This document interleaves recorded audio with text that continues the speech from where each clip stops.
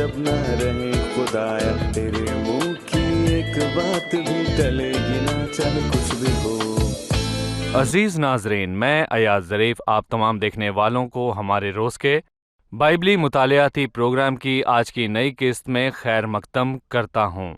इस प्रोग्राम में हम बाइबल मुक़द्दस की तमाम किताबों यानी पैदाइश ता मुकाशफा तफसीली मुताला पेश कर रहे हैं।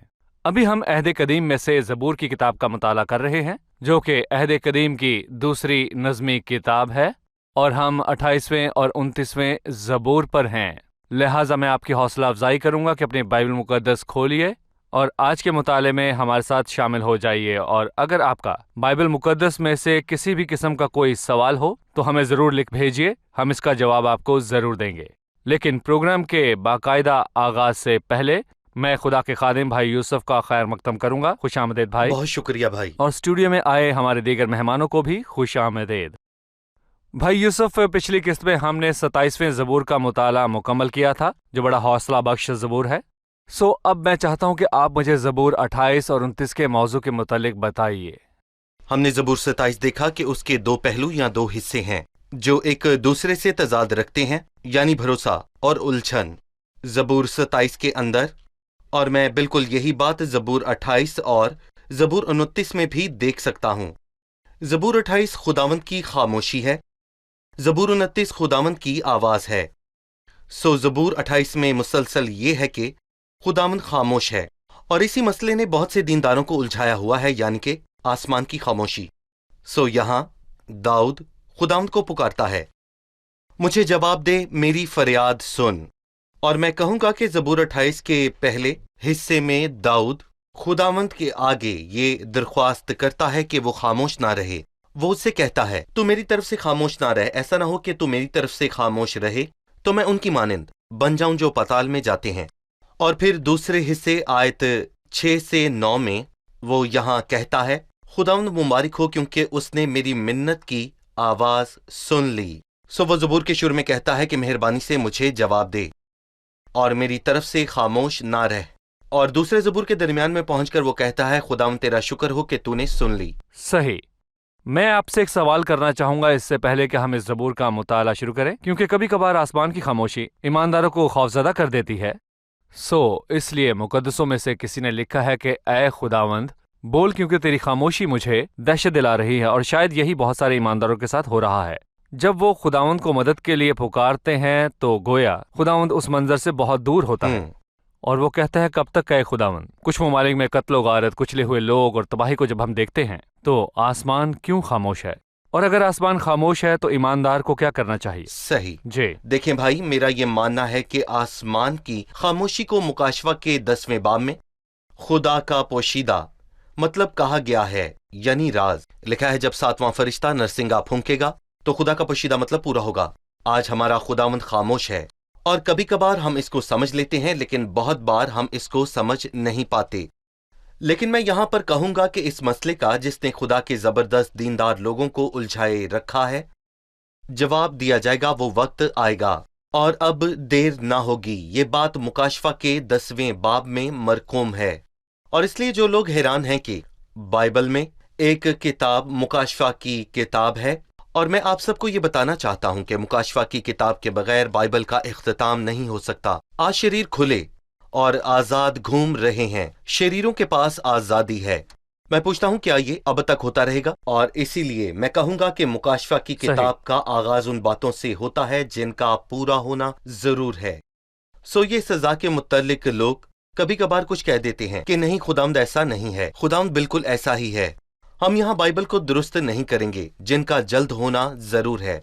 और मैं कहूंगा कि रास्तबाजों को कुचला जा रहा है। क्या ऐसा अब तक हो पाएगा? खुदा सब्र कर रहा है, वो गुनाहगारों को मौका दे रहा है ताकि वो जल्द तौबा कर लें, और वो ईमानदारों को अपना ईमान परखने का मौका दे रहा है, जैसा अय्यूब के मामले में भी हुआ। ये मौका है मैं अपना ईमान परखूं। गुनाहगार के लिए ये तौबा का मौका है। लेकिन अगर गुनाहगार अपने गुनाहों से तौबा ना करे तो एक दिन वो जरूर हलाक हो जाएगा, और खुदा का पोशीदा मतलब पूरा होगा, और आसमान अपनी खामोशी तोड़ डालेगा और बोलेगा। वो दीनदारों की तारीफ करेगा जो साबिर और कायम रहे, और शरीरों को अदल के वसीले से हलाक कर देगा जिसके लायक वो हैं। अब मैं चंद आयात पढ़ने के बाद आपसे सवाल पूछूंगा। ऐ खुदावन, मैं तुझ ही को पुकारूंगा। ऐ मेरी चट्टान, तू मेरी तरफ से कान बंद ना कर। ऐसा ना हो कि अगर तू मेरी तरफ से खामोश रहे तो मैं उनकी मानिंद बन जाऊं जो पाताल में जाते हैं।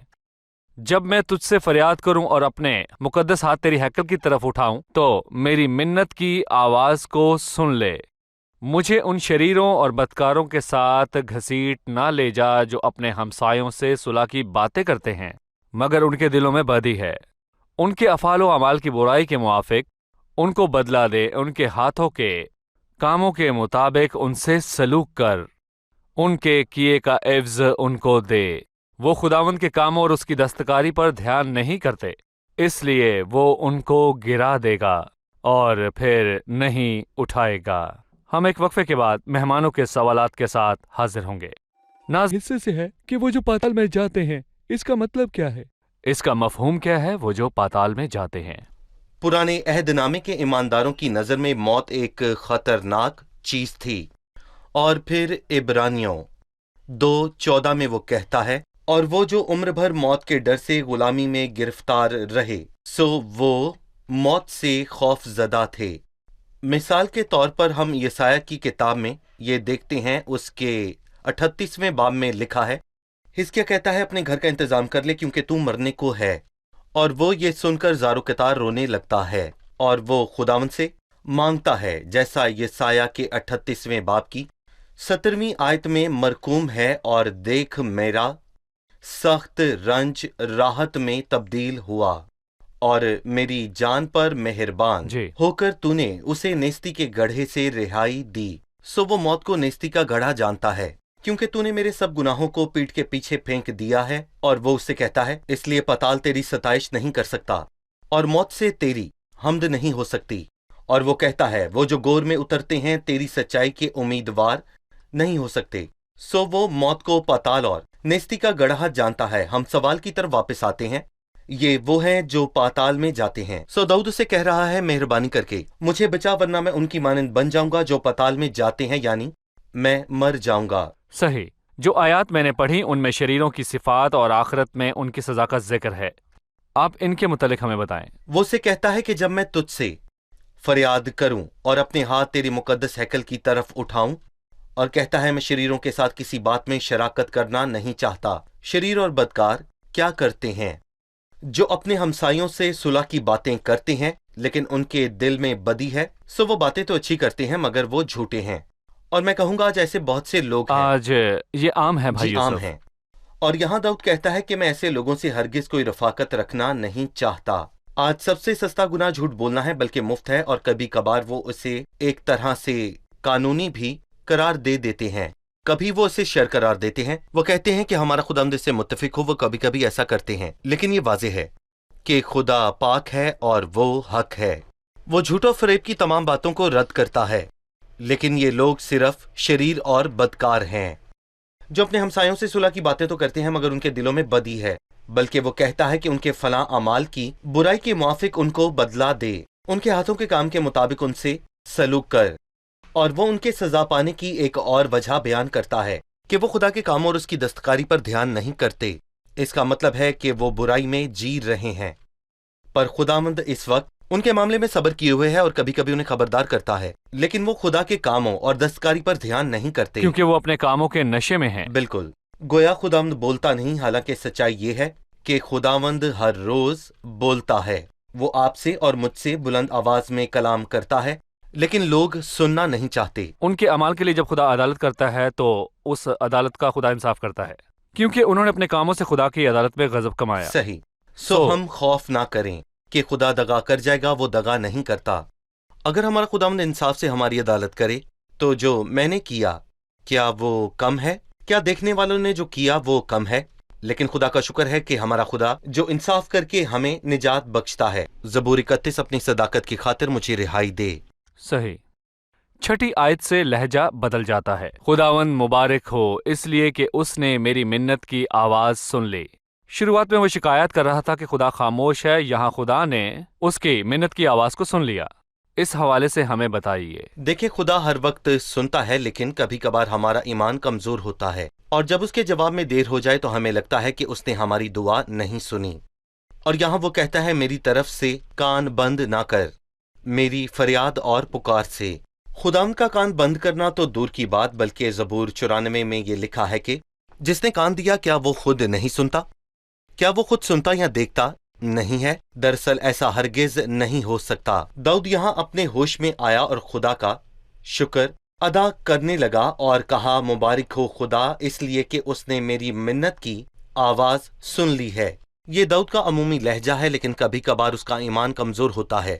زبور 116 شروع اس طرح ہوتا ہے کہ میں خداوند سے محبت رکھتا ہوں کیونکہ اس نے میری فریاد اور میری منت سن لی ہے۔ چونکہ اس نے میری طرف کان لگایا، اس لیے میں عمر بھر اس سے دعا کروں گا۔ صحیح۔ جب خداوند نے اس کی سن لی، اس نے یہ گیت گایا اور کہا خداوند میری قوت اور میری سپر ہے، میرے دل نے اس پر توکل کیا ہے اور مجھے مدد ملی ہے، اسی لیے میرا دل نہایت شادمان ہے اور میں گیت گا کر اس کی ستائش کروں گا۔ خداوند ان کی قوت ہے، وہ اپنے ممسوح کے لیے نجات کا قلعہ ہے۔ اپنے امت کو بچا اور اپنے میراث کو برکت دے، ان کی پاسبانی کر اور ان کو ہمیشہ تک سنبھالے رہ۔ بھائی یوسف اس آخری حصے پر بات کرے جہاں لکھا ہے اپنی امت کو بچا اور اپنے میراث کو برکت دے، ان کی پاسبانی کر اور ان کو ہمیشہ تک سنبھالے رہ۔ مجھے 7ویں آیت پسند ہے، لکھا ہے خداوند میری قوت ہے۔ 8ویں آیت میں وہ کہتا ہے خداوند ان کی قوت ہے۔ ایک انفرادی طور پر بات کرنے کے بعد وہ خدا کی امت کے طور پر بات کرتا ہے، اور میں کہوں گا کہ بالکل یہی بات اس نے ابھی پچھلی آیت میں کہی۔ جب ایک آدمی اپنے بارے میں سوچتا رہے گا تو وہ کہے گا اے خدا میں تجھے مدد کے لیے پکارتا ہوں، مجھے بچا، مجھے چھڑا، میری حفاظت کر۔ لیکن جب وہ جان گیا کہ خداوند نے میری دعا سن لی ہے تو وہ خدا کے دوسرے لوگوں کے بارے میں سوچنے لگا، جو کہ سچ میں بہت اچھی بات ہے، اور اس کی فکر میں خدا کے چنے ہوئے لوگ ہوں۔ صحیح۔ بھائی یوسف ہم زبور 29 پر پہنچ چکے ہیں۔ آپ نے آغاز میں بتایا کہ زبور 28 خداوند کی خاموشی کی بات کرتا ہے اور زبور 29 خداوند کی آواز کی جب وہ بولتا ہے۔ لہٰذا زبور 29 کے مطابق خداوند کی آواز کی کیا صفات ہیں یہ بتائیے۔ آپ نے غور کیا خداوند کی آواز کا تذکرہ اس زبور میں تقریباً 7 مرتبہ ہوا ہے، اور لفظ خداوند اس کا تذکرہ اس باب میں 18 مرتبہ کیا گیا ہے، اور ساتھ ہی جب آپ اس میں خدا اور خدا کے جلال اور بادشاہ کو بھی شامل کرتے ہیں تو میں کہوں گا کہ خدا کی آواز کی صفات بہت ہی واضح ہیں۔ آیت 3 سے لے کر ہم اگر 9ویں آیت دیکھیں تو ہم خدا کی آواز اور اس کے قدرت کے کاموں کو واضح دیکھتے ہیں، کیونکہ خداوند کی آواز میں قدرت ہے اور خدا کی آواز میں روب ہے، خدا کی آواز میں تاثیر ہے۔ اور میرا ماننا ہے کہ ہم نے یہ تب دیکھا جب مسیح دنیا میں آیا، اور جب ہم نے اسے سمندر سے کہتے ہوئے دیکھا کہ تھم جا تو وہ ساکن ہو گیا۔ اس کی آواز کی قدرت سے فطرت کی قوتیں خاموش ہو گئیں، اور ہم نے پھر سے یہی دیکھا جب اس نے کہا اے لازر باہر آ جا، اور وہ مردہ ہاتھ اور پاؤں سے بندھا اور سر پر کفن لپٹے باہر آ گیا۔ خداوند کی آواز جس کے متعلق مسیح نے کہا کیونکہ وہ وقت آتا ہے کہ جتنے قبر میں ہیں وہ اس کی آواز سن کر نکلیں گے، جنہوں نے نیکی کی ہے زندگی کی قیامت کے واسطے، اور جنہوں نے بدی کی ہے سزا کی قیامت کے واسطے۔ وہی آواز ہے جو مردوں کو زندگی بخشتی ہے، کہ وہ وقت آتا ہے بلکہ ابھی ہے کہ مردے خدا کے بیٹے کی آواز سنیں گے، اور جو سنیں گے وہ جئیں گے۔ صحیح، بہت شکریہ بھائی یوسف۔ میں چند آیات پڑھوں گا، اس کے بعد ہم وقفے کے بعد دوبارہ حاضر ہوں گے۔ اے فرشتگان خداوند کے، خداوند ہی کی تمجید و تعظیم کرو، خداوند کی ایسی تمجید کرو جو اس کے نام کے شائع ہے، پاک آرائش کے ساتھ خداوند کو سجدہ کرو۔ خداوند کی آواز بادلوں پر ہے، خداوند ذوالجلال گرجتا ہے، خداوند دلدار بادلوں پر ہے۔ خداوند کی آواز میں قدرت ہے، خداوند کی آواز میں جلال ہے، خداوند کی آواز دیوداروں کو توڑ ڈالتی ہے، بلکہ خداوند لبنان کے دیوداروں کو ٹکڑے ٹکڑے کر دیتا ہے۔ وہ ان کو بچھڑے کی مانند، لبنان اور سریون کو جنگلی بچھڑے کی مانند کداتا ہے۔ خداوند کی آواز بیابان کو ہلا دیتی ہے، خداوند قادس کے بیابان کو ہلا ڈالتا ہے۔ خداوند کی آواز سے ہرنیوں کے حمل گر جاتے ہیں، اور وہ جنگلوں کو بے برگ کر دیتی ہے، اور اس کی ہیکل میں ہر ایک جلال ہی جلال پکارتا ہے۔ خداوند طوفان کے وقت تخت نشین تھا، बल्कि खुदावंद हमेशा तक तख्त नशीन है। खुदावंद अपनी उम्मत को जोर बख्शेगा। खुदावंद अपनी उम्मत को सलामती की बरकत देगा। हम एक छोटे से वक्फे के बाद मेहमानों के सवालात के साथ हाजिर हों। जानते हैं उनका सवाल। पहली आयत में लिखा है, ए जोरावर खुदावंद ही की तमजीद और ताज़ीम करो। ये जोरावर कौन है? जोरावर कौन है जिनका जिक्र पहली आयत में किया गया? जब हम पुराने अहद नामे को पढ़ते हैं तो हम ये जानते हैं कि ये बात अमूमन फरिश्तों के मुतल्लिक की जाती है, और मैं कहूँगा कि ज़बूर 38 में जब सुबह के सितारे मिलकर गाते थे और खुदा के बेटे खुशी से ललकारते थे, और ज़बूर 82 में बहुत सारी ऐसी आयात हैं, और ज़बूर 6 में भी हैं, और मैं कहूँगा कि ये सब फरिश्तों की तरफ इशारा करते हैं। गोया ज़बूर नवीस फरिश्तों से खिताब से इसकी शुरुआत करता है, जैसा कि उसने ज़बूर 103 में किया। सो उसने कहा, ऐ खुदावंद के फरिश्तों, उसको मुबारक हो तुम जो जोर में बढ़कर हो और उसके कलाम की आवाज को सुनकर उस पर अमल करते हो। और यहाँ फिर से वो तमाम फरिश्तों से मुखातिब है, ऐ फरिश्तगान खुदावंद की। मैं कहूँगा कि ये मुमकिना तरीन मानी है, क्योंकि यहाँ ईमानदारों के खुदा के बेटे होने की तालीम नए अहदनामे में है। लेकिन ऐसा भी हो सकता है कि मेरा मतलब है कि हम इसका इतलाक ईमानदारों पर करें, क्योंकि हमें भी खुदावंद को जलाल और ताज़ीम देना है। सही। मैं चाहूँगा आप ज़बूर की तकसीम के हवाले से बताएं ताकि हम बातों को जहन में तरतीबवार बिठा सकें। देखें, ये ज़बूर बहुत सादा है। हम पहली और दूसरी आयत में खुदा के इख्तियार के तमाम आसमानी मखलूक़ात पर देखते हैं जिन्हें जोरावर कहकर मुखातिब किया गया है, फरिश्तगान हैं। और फिर तीसरी से 9वीं आयत में खुदा का इख्तियार फितरत की कुव्वतों पर नजर आता है।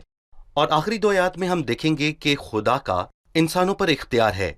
और हम एक खूबसूरत बात को देखेंगे जब वो खुदा के इंसानों पर इख्तियार की बात करता है और बताता है कि खुदा का इख्तियार इंसान पर है। जी सही। तीसरी आयत, खुदावंद की आवाज़ बादलों पर है, खावन जुल जलाल गरजता है। खुदावंद दिलदार बादलों पर है। भाई यूसुफ, मैं जानना चाहूँगा ऐसा कब हुआ? मसलन जब लोगों ने बहराए कुलज़म को पार किया तो मूसा के गीत में लिखा है, तूने अपनी आंधी को फूंक मारी तो समंदर ने उनको छुपा लिया। सो मैं कहूँगा कि खुदा समंदर पर इख्तियार रखता है और दरियाओं पर। और जब वो मुल्क केनान में दाखिल हुए और जब मसीह जिस्म में जाहिर हुआ और वो पीछे की तरफ गद्दी पर सो रहा था, मरकस 4 के मुताबिक, तो बाइबल बताती है कि शागिर्द डर गए और सोच रहे थे कि हलाक हो जाएंगे। पर मसीह उठा, उसने उठकर हवा को डांटा और पानी से कहा कि साकिन हो जा, और बड़ा अमन हो गया। सो खुदा का पानी के मामले में मुदाखलत करना, और उसने मुदाखलत करके समुद्र में भी राह निकाली, और खुदा ने मुदाखलत की और तूफान थम गया। जी, ये देखते ही समंदर भागा और यरदन पीछे हट गया। ये ज़बूर 114 का बयान है। सही। 5वीं आयत, खुदावन की आवाज़ देवदारों को तोड़ डालती है, बल्कि खुदावन लुबनान के देवदारों को टुकड़े टुकड़े कर देता है। वो उनको बछड़े की मानंद, लुबनान और सिरियोन की जंगली बछड़े की मानंद कुदाता है। 6ठी आयत, लुबनान और सिरियोन को जंगली बछड़े की मानंद। भाई यूसुफ, यहाँ वजाहत दरकार है। जी, कूदने से मुराद यानी कि उछलना है। जंगली का मतलब तेजी से फरार होना है। सिरियोन सेदानी या फुन की एक नाम है जो कोहे हमरून के लिए है, और इस आयत से वजाहत होती है कि वो लुबान को बछड़े की मानंद गुजारता और हरमोन को जंगली बैल की तरह उछालता है। मतलब वो हमें खुदा का जोर देना चाहता है, क्योंकि उसने कहा कि पहाड़ बछड़ों की मानंद और चोटियां बर्रों की मानंद उछलती कूदती हैं, इसी ज़बूर में जिसका जिक्र आपने थोड़ी देर पहले किया। जी ठीक है। सो खुदावन की आवाज़ ना सिर्फ गहरे पानियों पर इख्तियार रखती है और समुद्र को साकित करती है और 2 हिस्से करती है, बल्कि पहाड़ों पर भी बुलंद। और यहाँ खुदा का इख्तियार कुदरत पर है। हरमोन दुनिया के बुलंद तरीन पहाड़ों में से एक है। खुदावन की आवाज़ आग के शोलों को चीरती है। खुदावन की आवाज़ बियाबान को हिला देती है। खुदावन कादिस के बियाबान को हिला डालता है। ये भी खुदा की आवाज़ का एक अक्स है जब वो अदालत करता है या फैसला सुनाता है। मैं जानना चाहूँगा ऐसा कब हुआ?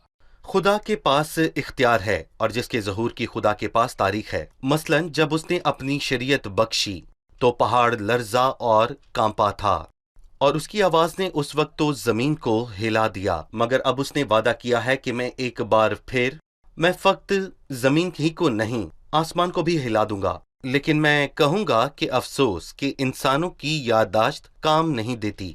वो तो जानबूझकर ये भूल गए। آج بھی سب کچھ ویسا ہے جیسے خلقت کے وقت تھا، اور میں کہوں گا کہ خدا نے بے شمار مرتبہ مداخلت کی، اس نے روب دکھایا اور اس کی آواز تخلیق میں گرجی تھی، اور وہ مستقبل میں بھی خوفناک طریقے سے ایسا کرے گا۔ صحیح، اور یہ آگ کی عدالت ہے کیونکہ وہ کہتا ہے خداوند کی آواز آگ کے شعلوں کو چیرتی ہے۔ وہ اس وقت کی بات بھی کرتا ہے جب خداوند آگ سے عدالت کرے گا۔ صحیح۔ میں 9ویں اور 10ویں آیت پر آپ کی رائے جاننا چاہوں گا، جہاں وہ کہتا ہے خداوند کی آواز سے ہرنیوں کے حمل گر جاتے ہیں اور وہ جنگلوں کو بے بک کر دیتی ہے، اس کی ہیکل میں ہر ایک جلال ہی جلال پکارتا ہے۔ کچھ لوگ سمجھتے ہیں کہ یہاں ہیکل سے مراد پوری دنیا ہے، ساری دنیا میں جو ہے وہ جلال جلال پکارتا ہے۔ جیسا کہ ہم نے زبور 19 میں پڑھا ہے، آسمان خدا کا جلال بیان کرتا ہے۔ نہ صرف آسمان یا فلک، بلکہ پہاڑوں اور دریاؤں اور سمندروں اور درختوں کو بھی دیکھو، کائنات کی ہر ایک چیز تیری قدرت کا بیان دیتی ہے۔ آسمان کے سب پرندے تیری حمد کرتے ہیں، تو بنا مانگے ہی ان کی فکر کرتا ہے۔ اور کچھ لوگ ہیں جو اس کا اطلاق اس ہیکل پر کرتے ہیں جو یروشلم میں تعمیر ہوئی، اور میں کہوں گا کہ اس ہیکل کی ہر چیز خدا کے جلال کا تذکرہ کرتی ہے، اور ہر حصہ خدا کی قدرت اور اس کے جلال کو ظاہر کرتا ہے۔ حتمی بات یہ ہو سکتی ہے کہ ساری دنیا ہی اس کی ہیکل بن جائے گی سب چیزوں کی بحالی کے وقت۔ فی الحال میں کہوں گا ساری کائنات ہی خدا کی ہیکل ہے، بلکہ یہ کائنات مستقبل میں صلح کے ساتھ اپنی سب چیزوں کے ساتھ خدا کو جلال ضرور دے گی۔ 10ویں آیت، خداوند طوفانوں کے وقت تخت نشین تھا، بلکہ خداوند ہمیشہ تک تخت نشین ہے۔ اس آیت سے کیا مراد ہے؟ آپ کو یاد ہے کہ خدا نے پہلی عدالت طوفان کے ذریعے ظاہر کی۔ اس سے پہلے وہ لوگوں کو ان کے ضمیر پر چھوڑتا تھا، انسان جو چاہے وہ کرے، لیکن پھر خدا نے اپنی قدرت کو ظاہر کیا، اس نے طوفان بھیجا، اور یہاں خداوند ایک بادشاہ اور حکمران کی مانند بیٹھا۔ جب اس نے طوفان بھیجا، سو طوفان سے یا طوفان میں یا پھر طوفان پر، یہ ساری باتیں مترادف ہو سکتی ہیں، اور اس کا مطلب یہ ہے کہ طوفان نے اس دنیا میں خداوند کے بڑے اختیار کو ثابت کیا۔ اس تقسیم میں جس کا آپ نے ذکر کیا، آپ نے خدا کے آسمانی مخلوقات پر اختیار کے متعلق بتایا جنہیں زوراور کہا گیا۔ آخر میں خداوند کے لوگوں پر اختیار کی بات کی گئی ہے، اور درمیان میں خداوند کے فطرت پر اختیار کی۔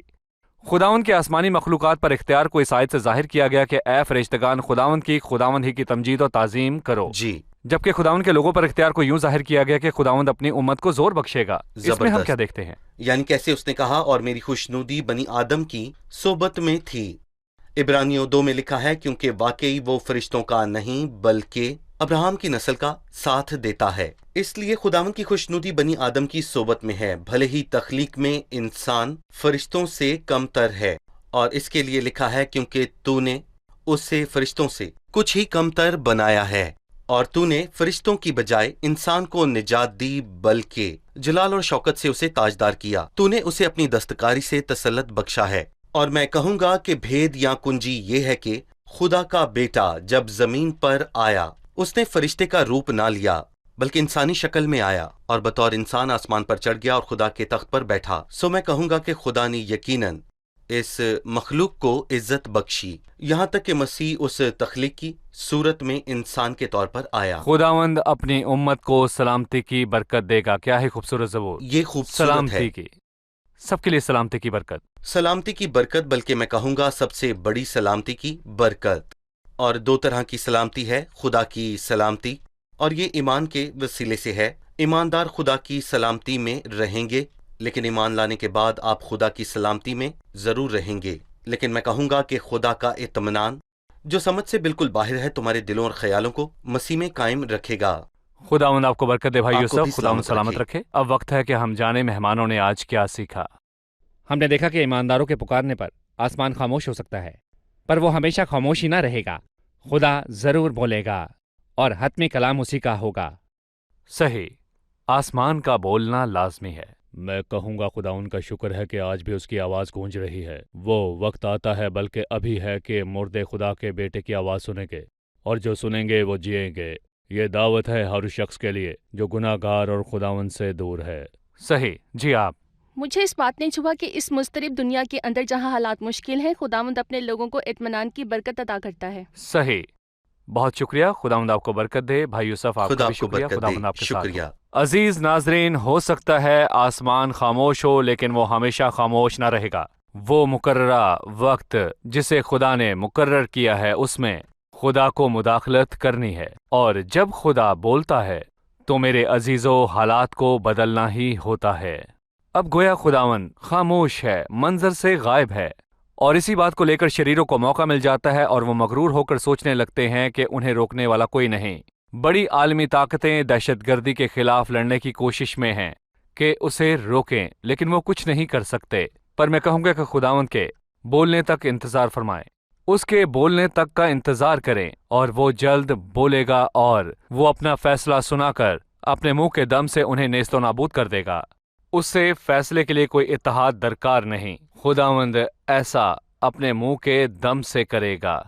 मेरे गमगीन भाइयों और बहनों, आप जो सताए हुए हैं, जो बेघर हैं, जिससे नफरत की गई है, आपने खुदा की भलाई पर शक किया क्योंकि आसमान से जवाब नहीं आया। आपने खुदा की भलाई पर शक किया क्योंकि आपको लगा और आपने सोचा कि खुदा मंजर से बहुत दूर है और उसने शरीरों को शरारत के वास्ते खुला छोड़ा है, लिहाजा वो बहुत जल्द आने वाला है। अगले प्रोग्राम में आपसे फिर मुलाकात होगी। खुदावंद आपको बरकत दे।